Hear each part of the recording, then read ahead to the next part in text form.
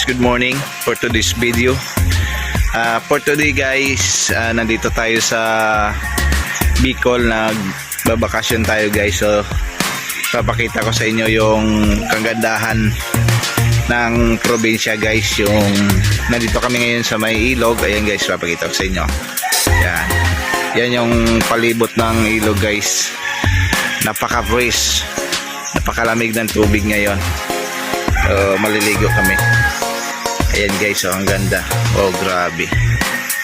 Wow.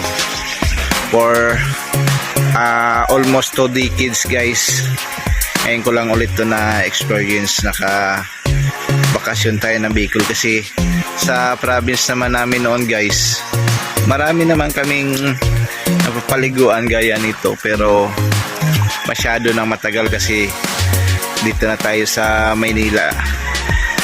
Halos tumagal sa trabaho. So ngayon ang sarap ng feeling guys na andito tayo ngayon sa probinsya, na balikan natin yung kung ano yung mga nakaraan natin nung kapanahonan natin na nag-aaral pa tayo ng elementary to high school. So ayan guys, oh. Yan. Wow. Ang ganda ng tubig. So hanggang ano yan guys, August lang talaga ang tubig. Even summer ngayon, pero yung water talaga dito pagka ilog hindi nawawala. So lalo siyang lubilinis, kasi pag ano naman kasi pag tag-ulan, masyadong malakas din yung current ng tubig dito. So ano rin siya, madumi, hindi rin siya mapapaliguan. So pag summer, ito lang yung time na makaligo tayo ng maayos. Ayan, ang ilog na yan guys, yun yung paligid niya. Yan. Wow, ang ganda. Grabe, sobra, nakakamiss. Yan. Walang pollution, wala tayong naririnig na mga sasakyan. Naririnig natin yung mga huli ng ibon. Ito yung sobrang namimiss ko sa probinsya. Yan guys, alam naman natin guys, nung bata tayo, sa mga nakaranas lang nito guys, kasi hindi naman lahat nakakaranas ng ganitong pamumuhay sa probinsya noon Pero kung lumakis ka sa probinsya, mga ganitong tanawin, hindi na bago sa atin yung ganitong tanawin.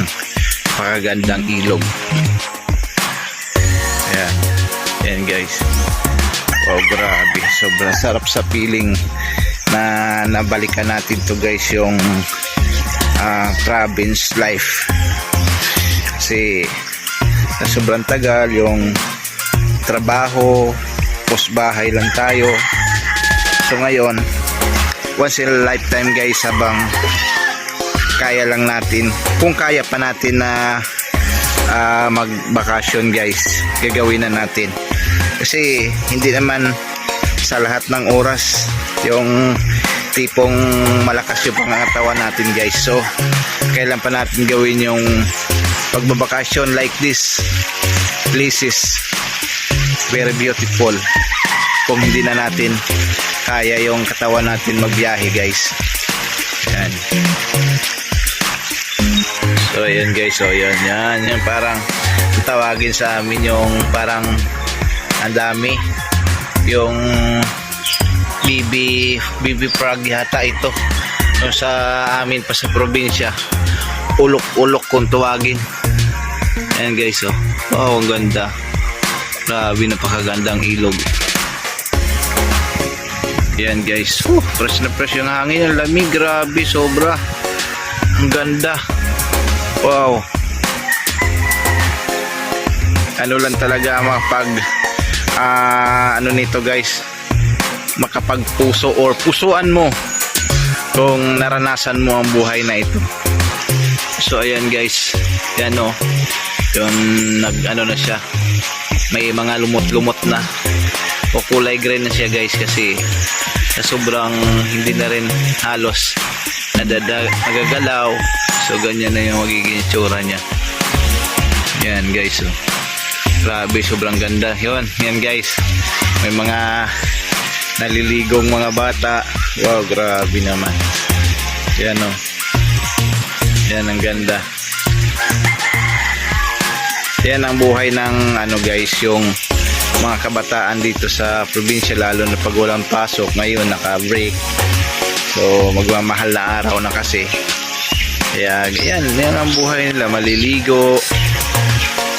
Napipil talaga nila yung buhay pagkabata. Kasi sa ano guys, sa disclaimer lang, sa mga probinsya kasi or sa Manila, yung pag walang pasok yung mga mga bata, ang kalimitan pinagtutuunan ng pansin cellphone lang guys. Pero dito, gaya nito, naliligo sila sa ilog, maglalaro. So I mean, napipil talaga nila yung pagiging bata nila. Kasi dito walang cellphone, may cellphone man, pero mas gusto nila yung mga ganitong pagkakataon, yung naliligo sa ilog guys. Yan, ang ganda, grabe, sobra. So guys, maliligo muna tayo.